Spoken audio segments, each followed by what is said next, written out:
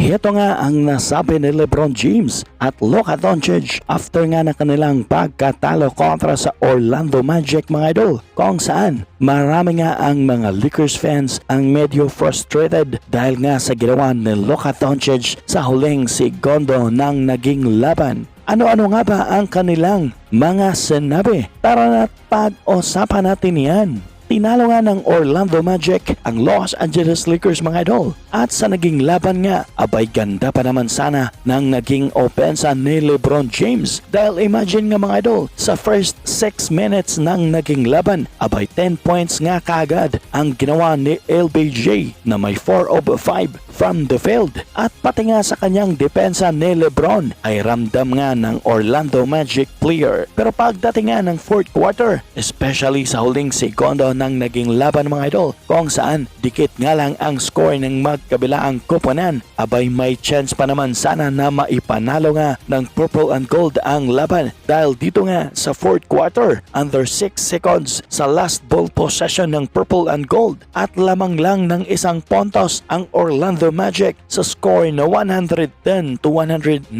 Abay kitang-kita nga na nalibre sa Luka Doncic mula nga sa 3-point line, pero hindi nga lang nag-attempt sa Luka na tumera. Instead, pinasa na nga lang niya kay LBJ at napilitan na nga lang si LeBron James na itera dahil nga sa wala na ngang oras. At marami ngang mga Lakers fans ang medyo frustrated sa ginawa ni Luka Doncic mga idol sa huling segundo ng naging laban dahil kung bakit hindi nga raw tenera ni Luka mula sa 3-point line para sana sa isang possible game-winning shots, gayong libre na nga siya.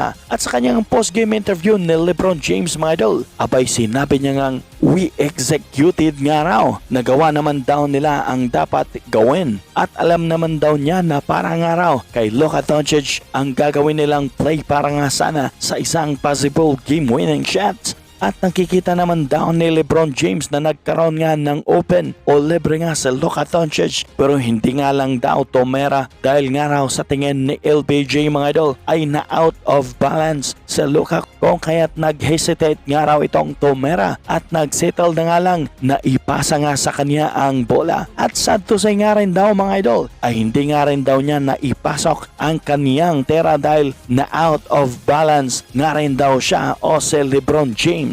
We executed. Like I said, I feel like I'm not sure. I mean, obviously you have to ask Luka what he saw on there, but I thought he had a good look, and it looked like he kind of just lost his balance.